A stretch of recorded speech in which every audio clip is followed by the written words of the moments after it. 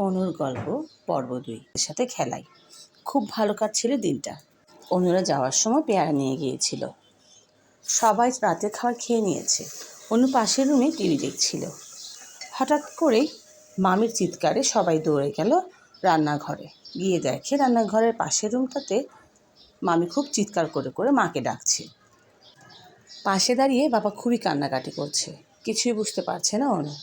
আর মামাকে দেখতে পাচ্ছে ডাক্তারের জন্য দৌড়াদৌড়ি করছে।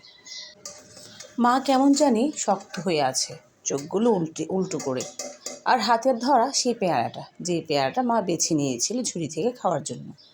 সেই অবস্থাতেই মামা মাকে কোলে নিয়ে চলে গেল হসপিটালে। মামা যেহেতু স্বাস্থ্য বিভাগে চাকরি করতো, হসপিটাল তাদের ঘরের নিচেই ছিল।